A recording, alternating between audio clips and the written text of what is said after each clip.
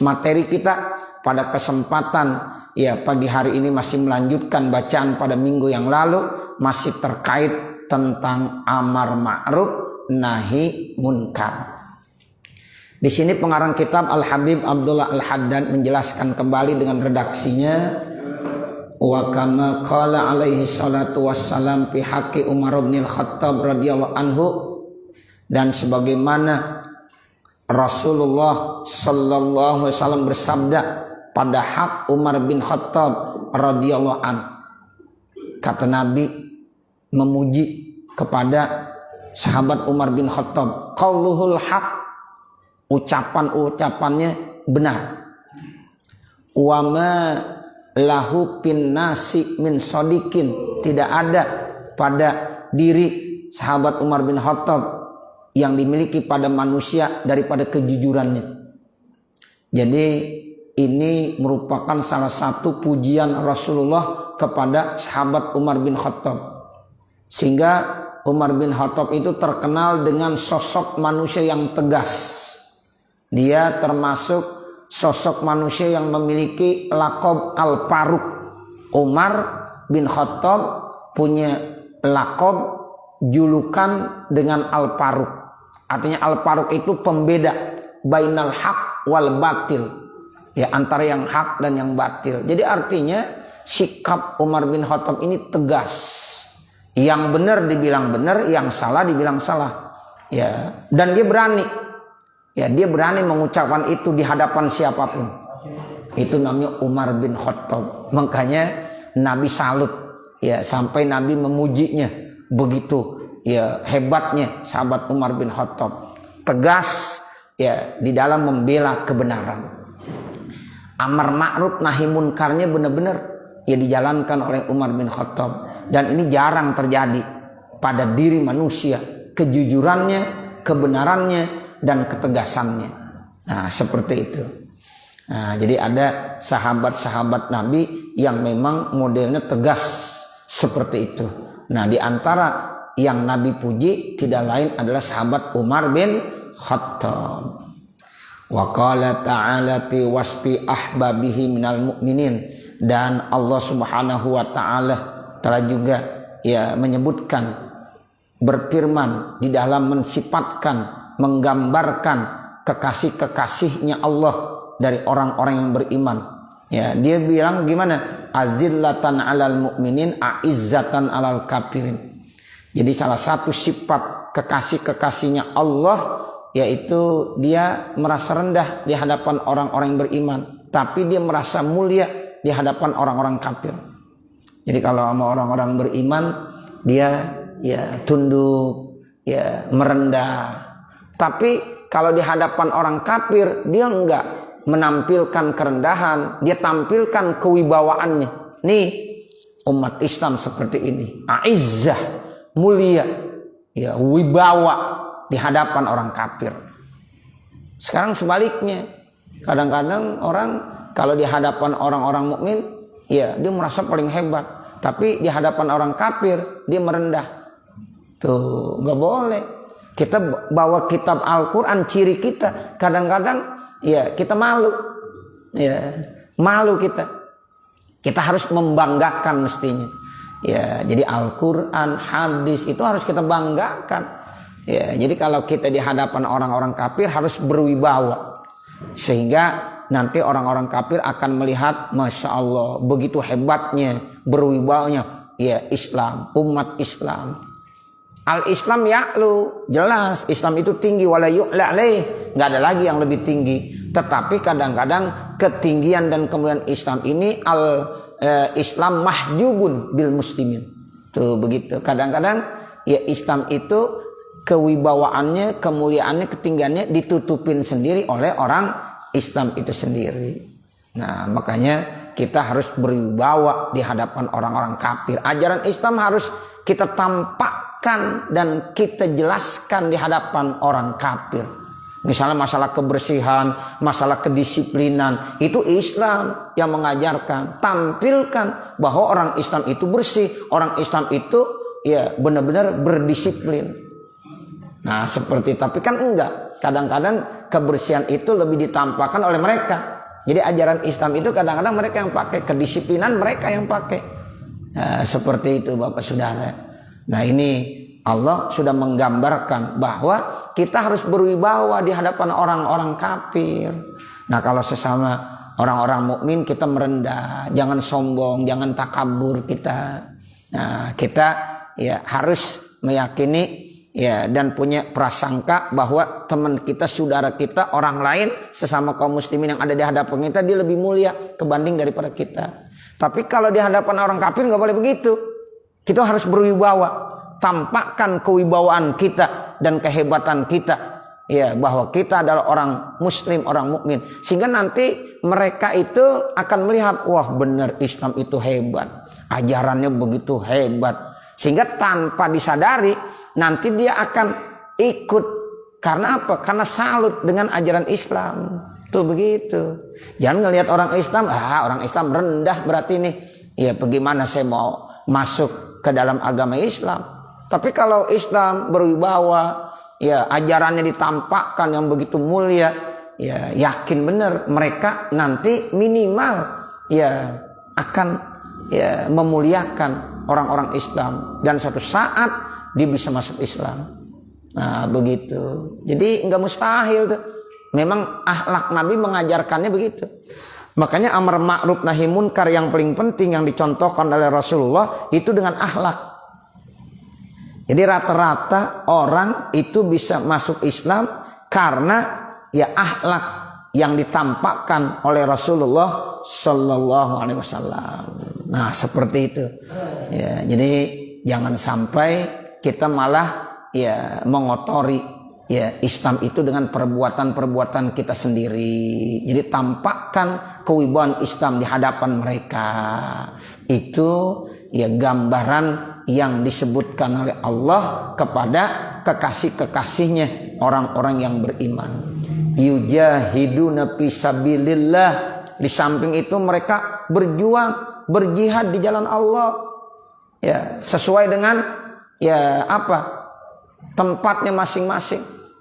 Kan kita nih makomnya beda-beda. Nah, seperti itu. Tapi kita disuruh berjuang terus sesuai dengan makom kita masing-masing. Ya, itu namanya yujahiduna. Mereka terus berjuang fisabilillah di jalan Allah Subhanahu wa taala. Dan berjuang ini bukan mesti dengan perang aja. Ya, jadi nggak mesti dengan perang. Kita di kantor, ayo kita berjuang. Berjuangnya bagaimana? Tunjukkan akhlak kita sebagai seorang muslim. Nah, seperti itu sehingga mereka orang-orang tidak ya seiman dengan kita akan tahu, wah benar-benar ya bahwa orang Islam itu benar-benar punya kekuatan. Ruhul jihadnya begitu hebat. Di kantor mungkin dia punya prestasi yang terbaik. Nah, seperti itu. Jadi tunjukkan prestasi yang terbaik. Itu kan namanya yujahiduna fisabilillah. Jadi mereka itu berjuang di jalan Allah Subhanahu wa taala. Itu sifat orang-orang yang ya dicintai oleh Allah Subhanahu wa taala. Kemudian apalagi? Wala yakhafuna laumata laim, dan mereka tidak pernah takut dengan cacian orang-orang yang mencaci. Tuh, jadi orang Islam yang benar-benar mantap, kuat, istiqomah, mereka enggak pernah takut dengan cacian orang yang mencaci. Mungkin kita ya nanti akan dihadapi oleh ujian, cobaan. Ada yang mencaci maki, ya ada yang mencela dan lain dan sebagainya. Tapi dia udah bilang dalam hatinya, mereka enggak pernah takut dengan cacian daripada orang-orang yang mencaci, hinaan daripada orang-orang yang menghina. Nah itu, jadi kita harus siap begitu. Ya, jadi kita harus siap. La yakhafuna laumata laim. Itu penting tuh Bapak Saudara. Di dalam diri orang Islam dalam berjuang itu mesti ada la yakhafuna laumata laim. Mereka enggak pernah takut dalam bentuk cacian-cacian apapun dari orang yang mencaci makinya. Kadang-kadang dicaci maki, dihina begini. Tapi nanti akhirnya mereka benar, mereka baru mengaku, wah ente hebat. Ya ternyata ente yang benar. Tuh begitu. Tapi kalau kita udah down, ya udah nggak bisa maju lagi. Ya, nah makanya ciri kekasih Allah itu dalam berjuang ya la yakhafuna laumata laim. Tuh begitu. Fatabayyana, maka jelas annal mu'minal kamila, sesungguhnya orang mukmin yang sempurna, la yaqdiru ayyamlika nafsahu inda musyahadatil munkarat, dia tidak mampu untuk menguasai dirinya ketika menyaksikan ada kemungkaran-kemungkaran, hatta yughayyiraha, sehingga dia akan merubah kemungkaran tersebut, au yuhala bainahu, atau dipisah bainahu, antaranya, wa baina zalika, dan antara itu kemungkaran, bima la taqata lahu ala dabhi, dengan sesuatu yang memang dia tidak mampu untuk menolaknya. Tuh orang Islam begitu.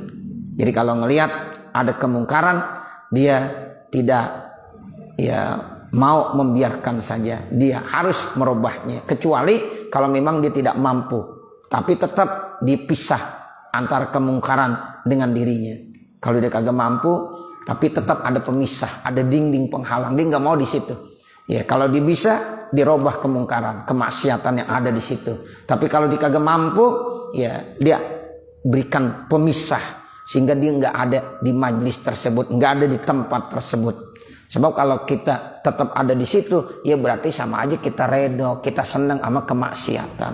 Ya, itu orang mukmin yang sejati mestinya seperti itu.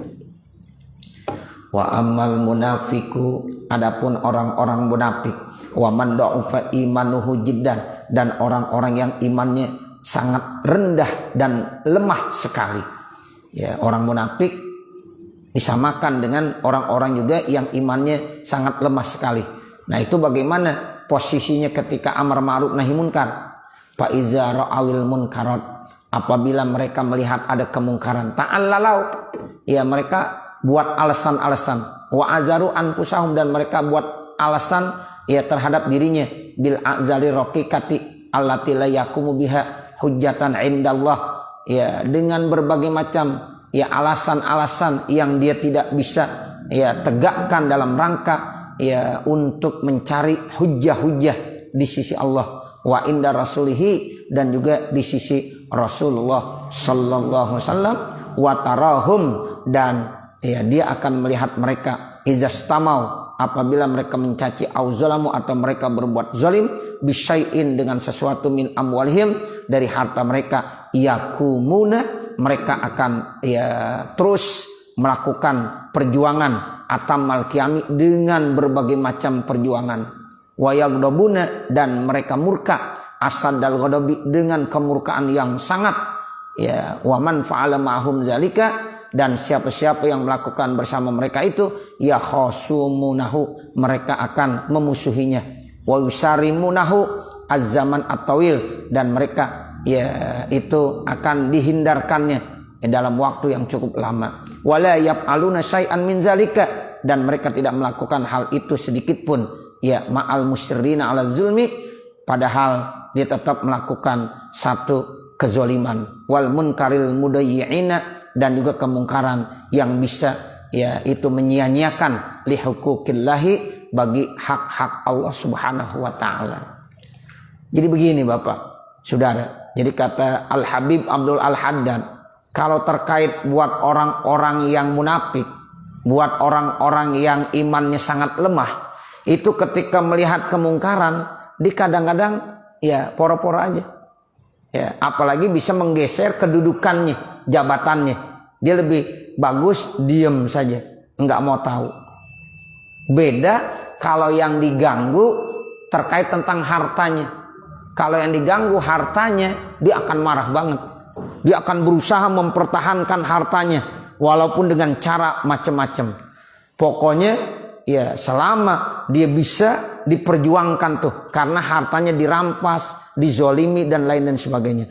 Tetapi ketika dia melihat kemungkaran, yang dicaci maki itu agama Allah, yang dicaci maki itu adalah ya ajaran-ajaran Rasulullah, dia biasa-biasa aja, dia poro-poro aja. Kenapa? Kalau dia nanti akan bertindak, maka dia akan digeser dari posisinya. Tapi kalau seandainya yang dirusak adalah hartanya sendiri, jiwanya sendiri, dia akan berusaha semaksimal mungkin untuk mempertahankan semampunya. Nah, itu ciri orang munafik begitu.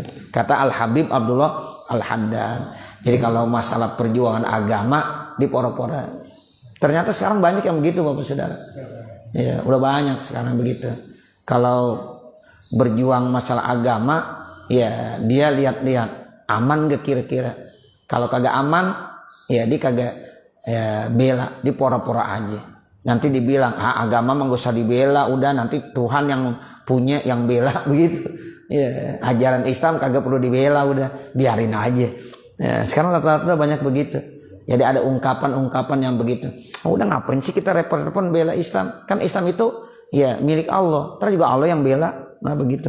Padahal kan Islam kagak dijamin di Indonesia. Ya dulu kan ada sejarahnya. Di Cordova, ya Imam Qurtubi, imam-imam para ulama-ulama lain yang lahir di kawasan-kawasan situ Spanyol.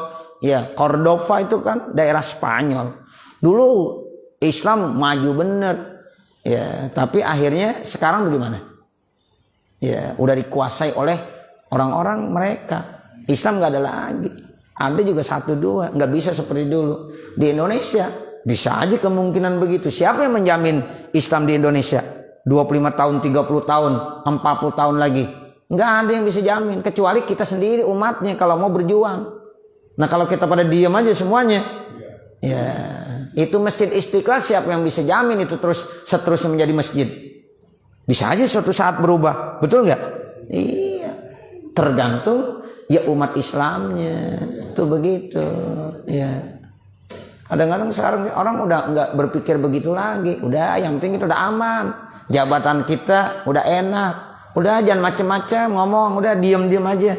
Nah begitu. Ya, nah padahal orang-orang kecil yang paling berjuang seperti itu, yang hanya bicara doang. Ya, tapi kalau mereka yang punya kekuasaan kan sebenarnya enak banget. Sebenarnya ketika mereka berkuasa, disitulah kesempatan berjuang membela agama Islam. Nah seperti itu. Ya, tapi kalau seandainya ya mereka diam saja, lama-lama habis semuanya. Ya, itu nggak ada yang menjamin Islam tetap keberadaannya ada di Indonesia. Coba siapa yang bisa menjamin? Ya nggak ada. Nah seperti itu. Contohnya sejarah udah banyak. Ya seperti itu. Dulu ya di Mekah itu Sunni semuanya Bapak Saudara. Ahli Sunnah wal Jamaah orang Sunni. Makanya dulu ya banyak ulama-ulama Indonesia yang menjadi guru besar di Masjidil Haram. Ya ceritanya kan banyak. Syekh Yasin Al-Padani, ada Imam Nawawi, ada imam-imam yang lain dari tanah Jawa, dari Indonesia, ya dari Padang. Itu Syekh Yasin Al-Padani, orang Padang dia. Ahli sunnahnya hebat, semuanya ngambil sanad seluruh dunia sama Syekh Yasin Al-Padani. Itu dulu Mekah masih Sunni, ya rata-rata dikuasai oleh ya mazhab Imam Syafi'i. Ya, lama-lama berubah nggak? Berubah. Sekarang bagaimana? Ya udah rata-rata Wahabi di sono. Begitu. Itulah kenapa bisa begitu. Nah sejarah yang bisa melihatnya. Jadi kita juga begitu. Tergantung kita. Ya kan orang Islam di Indonesia mayoritas, tapi nggak selamanya mayoritas. Ya kan? Nggak selamanya mayoritas Bapak Saudara. Ya, itu dengan bergantian waktu zaman bisa aja. Dulu 90%, sekarang udah bukan 90% lagi. Ya kan? Ya. Bisa lah nanti lama-lama habis, nggak mustahil. Tapi kita nggak mengharapkan itu.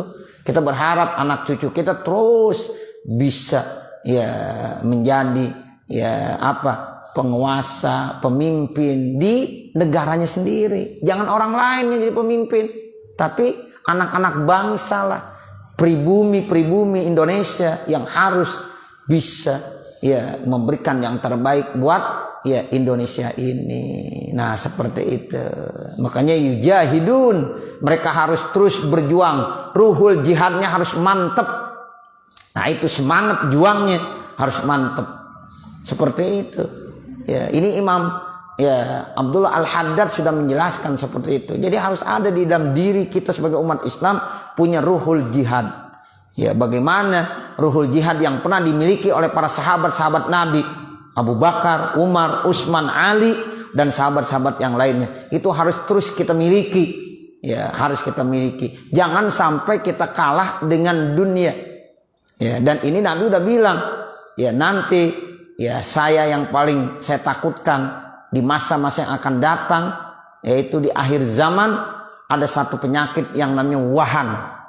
Ya, ketika para sahabat bertanya apa yang dimaksud dengan wahan itu, ternyata apa? Hubbud dunya wa karahiyatul maut. Terlalu cinta sama dunia. Dunia itu pangkat, jabatan, harta. Ya, itu termasuk dunia.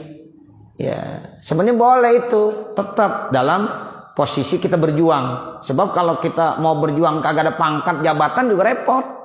Ya, makanya mereka yang sedang punya jabatan, mudah-mudahan mereka berjuang untuk apa? Untuk agamanya.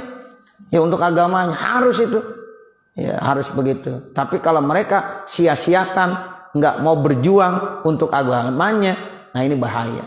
Ya, jadi kesempatan nggak mungkin diulang kembali. Ya, ini kesempatan saya lagi punya jabatan. Ayo kita berjuang untuk agama kita. Ya, memajukan agama kita. Seperti itu. Wah, orang hebat kalau begitu. Tapi kalau dia punya jabatan, punya kekuasaan, tapi dia lupa dengan agamanya, setelah pensiun baru ya pengen membela agama. Iya, orang-orang udah pensiun baru kenal sama masjid sama musola, tadinya nggak pernah ya kenal. Nah itu jangan. Ayo, ini namanya yujahiduna fisabilillah. Dia harus berjuang di jalan Allah Subhanahu wa ta'ala dengan cara-cara yang dimiliki. Ya, karena punya maziyah, punya keistimewaan, punya bakat, punya kedudukan tersendiri. Masing-masing ada caranya. Tuh, begitu. Jadi ini penting sekali. Jadi kita harus merasa wibawa di hadapan orang lain.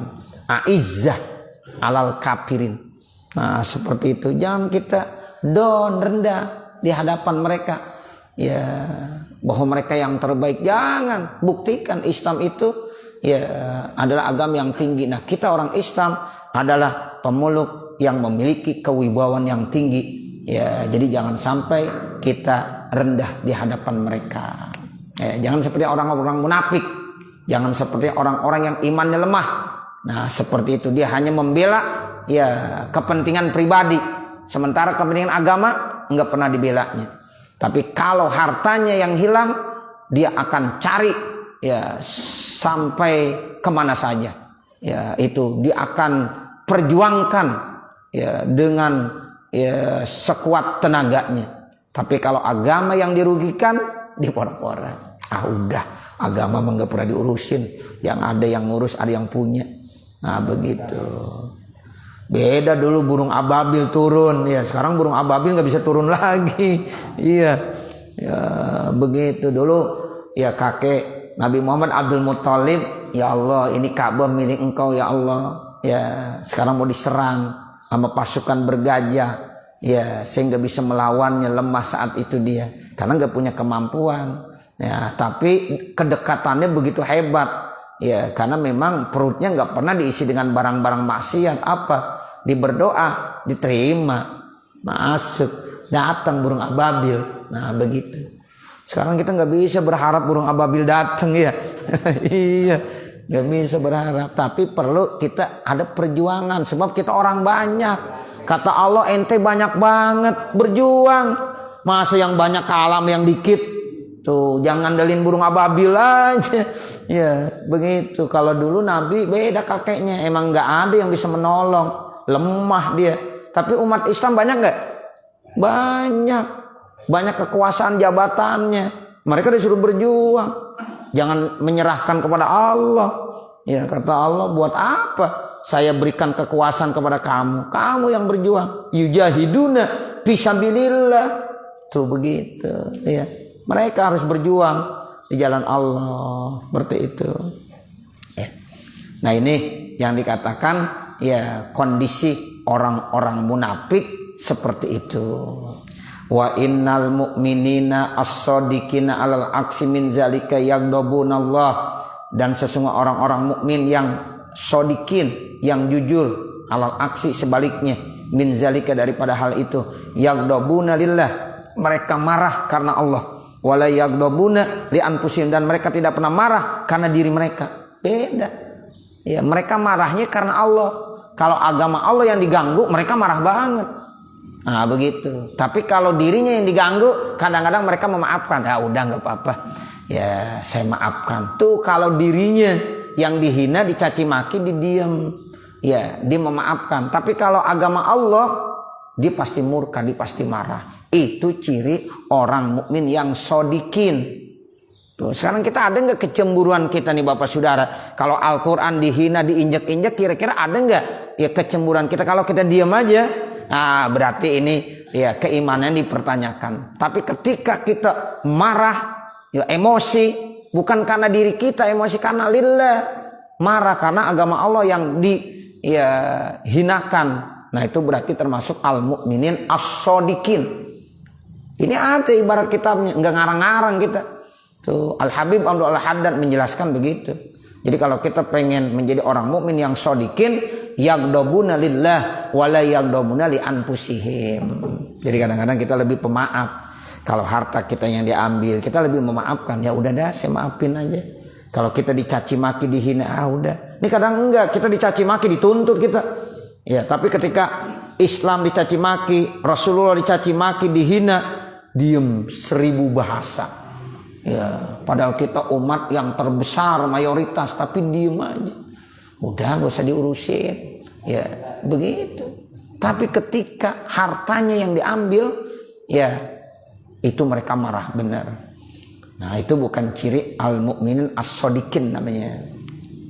Jadi saya ulangi lagi, ya, orang mukmin yang shodikin itu punya sifat yaghdabuna lillah wa la yaghdabuna li anfusihim wa yuqati'una man asalla, dan mereka memutuskan orang-orang yang berbuat dosa dan maksiat kepada Allah, wa taraka amrahu, dan meninggalkan perintah Allah, wa yusarimunahu, dan mereka berani bertengkar izalam yakbalil haq, apabila dia tidak diterima ajaran kebenarannya. Tuh, mereka mau, ayo kita berdebat demi menjalankan kebenaran. Ya, tuh begitu, dia berjuang begitu dengan demo dan lain dan sebagainya. Untuk apa? Untuk mempertahankan kebenaran. Tapi kalau orang sudah kemungkaran pada diem aja, enggak ada yang berani demo, pada diem semuanya, itu kan salah mereka. Ya udah, kita diem aja. Nah, udah, akhirnya habis. Ya, enggak ada demokrasi. Bukan kita menentang, bukan. Kita pengen membenarkan yang benar itu benar, yang salah itu salah. Nah, seperti itu. Kita tetap setia dan patuh, atiullah wa atiur rasul wa ulil amri minkum. Sebagai umat Islam itu wajib taat kepada Allah, taat kepada Rasul, taat kepada pemerintah, taat kepada pemimpin. Harus wajib kita. Nggak boleh kita membangkang sama pemimpin yang sah. Ya, cuma kalau ada hal-hal yang tidak baik, kita perlu meluruskannya. Mengkritik boleh, itu berarti kita cinta sama pemimpin. Kalau pemimpin kita kebetulan salah, kita kritik, itu berarti kita bukan kagak demen sama pemimpin, kita sayang sama pemimpin. Tapi kalau pemimpin kita melakukan apa aja kesalahan, kita diam aja, itu namanya kita kagak sayang sama pemimpin. Ini sekarang disalahartikan.